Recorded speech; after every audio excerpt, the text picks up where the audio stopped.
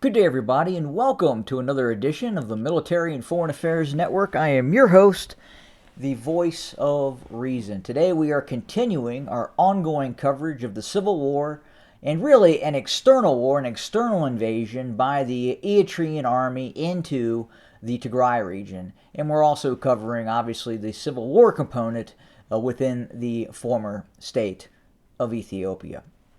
So, as we reported yesterday, there is continued incredibly heavy fighting now within the vicinity of Adidaro and south of Adidaro in the direction or the operational direction for the Eritrean military supported by a B loyalist towards Shire.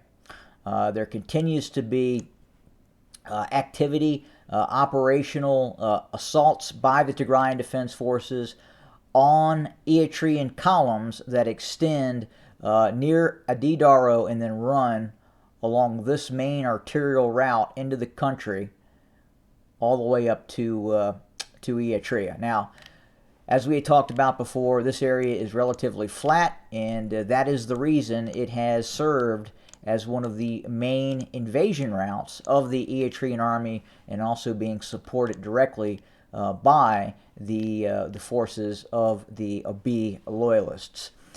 Now, if we look in other areas of the country, you have two other areas where the Eritrean army is attempting to enter. One near Rama, and another to the north of Adigrat near Zelambesa. It's the city here. Now, the challenge for the Eritrean forces coming in to the Tigray region via Zelambesa or Rama, again, is the terrain. And we'll have a closer detailed look at that in a moment. But first, by some analysis, it is believed that the Eritrean military is going to have to deploy upwards to 300,000 troops into the Tigray region just to seize control of Northern Tigray. And that's an area running from Adigrat all the way up to basically what is now Shire. And then seizing control of all these major towns and cities along the B30 highway. 300,000 troops, probably more, are going to be needed just to seize that area. Additionally, by some estimates, it's believed that the Eritrean army may sustain upwards to a 30% casualty rate in its efforts to take control of Northern Tigray. So out of 3 Eritrean troops that enter the Tigray region, the Northern Tigray region, in all probability, 2 will be alive or not wounded after it has taken Northern Tigray. And and then that also poses another question, if it's able to do that.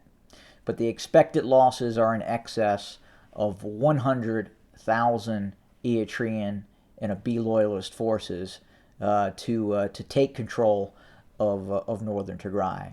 To maintain control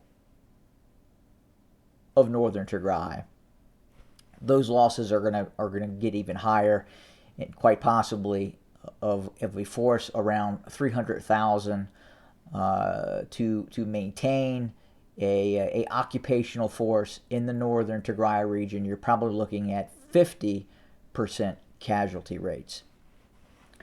So pretty astonishing levels of casualties that in all probability will be incurred by the Eritrean military.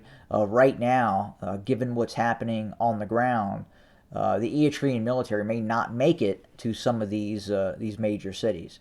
And that's why we're kind of watching Shire right now, because seizing Shire, again, is going to allow a multi-pronged attack from west to east. At the same time, the Eritrean army is moving in via Rama and Zelambesa. But let's start over just to the north of Adigrat and south of Zelambesa. And just look at the terrain and why this is so challenging and is going to be so brutal for the Eritrean military as it tries to move into the Tigray region. Remember, the Tigray region is fully mobilized now, so the Eritrean military would be facing in excess of 200,000 plus Tigrayan defense forces that have been mobilized. But as you enter the Tigray region near Zelambesa, it's relatively flat. And as you move down the B20 highway, things start to change as you continue to move south. And where it becomes especially challenging is towards this town here. And I believe the pronunciation is Mene Biate. I could be wrong on that. Please correct me if I'm pronouncing that wrong. But this area right here, if you kind of look at the B20 highway, and you look at this here and you think, oh, this is flat. Well, it's not. It's on the side of a mountain. So this is kind of a little bit of a switchback here, and this is straight, almost a vertical drop with the road along the side of the mountain. So with the Eritrean military deploying its tanks and armored fighting vehicles, it is going to be incredibly challenging for its forces to operate in this area. And this is just this one town. As it gets deeper as it travels down the B20 highway, which is the main arterial route down towards Adigrat, and then Adigrat turns into the A2 towards Mekelle. But just to the north of Adigrat, again, same situation. Incredibly tough terrain to operate in for the Eritrean military. And this is the sort of terrain that obviously the Tigrayan Defense Forces train in. They have fortified many of these areas. And it is just going to be a brutal, very long slog if the intent of the Eritrean military is to move all the way towards Adigrat at some point. And then you have to look at the equation of did or is the Tigrayan Defense Forces going to fortify Adigrat. It looks like in the west, in the operations that are ongoing near Shire, they have fortified Shire. Now, with the Eritrean army in a Didaro, north of Shire, they are going to be able to start eventually shelling Shire at a certain point if they're able to continue to move south of a Didaro. But once and if they take Shire, which again it could be a very, very difficult endeavor for the Eritrean military. Again, as it starts to move from west to east, again, same issue. Very, very rugged terrain that the Eritrean military will eventually run into. Not as rugged, obviously, as what we're seeing near Zelambesa and Rama, and we'll have a look at that here real quick as well.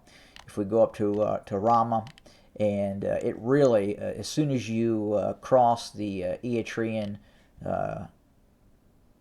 Tigray border, it becomes incredibly desolate and very, very difficult. It's the only route that you can enter and head south near Rama.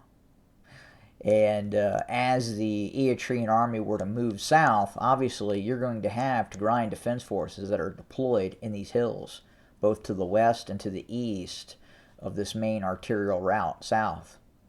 And as the main Eritrean columns continue to head south, and therein lies the trap that the Tigrayan defense forces tend to set. You'll hear about a town being taken, but behind that town that was just taken, That's when the Tigrayan Defense Forces pounce. They sever the main logistical lines for the Eritrean military, and essentially the unit that it sees, say, control of this area here is then trapped. It can't receive supplies from the north, and then it is then fallen upon by the Tigrayan Defense Forces, both from the west, east, and to the rear as well.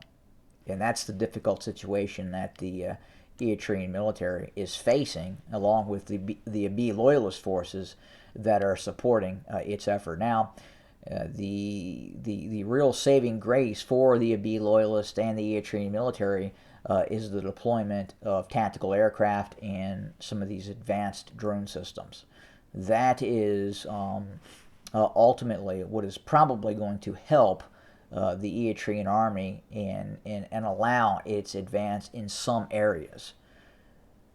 But we don't know how many precision-guided weapon systems they have in terms of operating on those drones, so it's a difficult situation to completely assess on how effective those drones will continue to be in the ongoing conflict, given a lot of the sourced drone equipment is coming from Turkey, which is also providing those drones to the Ukrainians as well.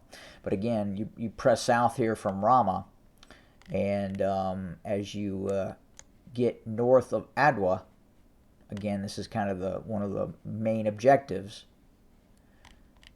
And you look here, again, the terrain is just incredibly tough. Major switchbacks and all this terrain now. We're seeing multiple defensive belts being established by the Tigrayan Defense Forces. So that's why we're watching right now what is happening in terms of the Eritrean army, Abiy loyalist forces. They have to seize Shire in order to try and press this multi-prong attack from west to east. At the same time, there's going to be this very slow move to the south along Rama and Zelambesa.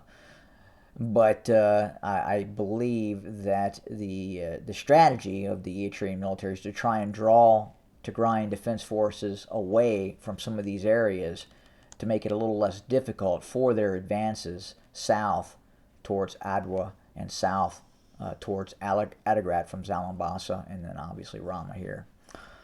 But that is what is happening right now. Again, watching very, very closely the continued fighting taking place to the north of Shire. There are some reports coming out of Eritrean and Abiy loyalist supporters that indicate they have seized Shire or are just outside of Shire. We cannot confirm that. And to our understanding, the main Eritrean and Abiy loyalist forces are still operating near Adidaro and trying to push south towards Shire.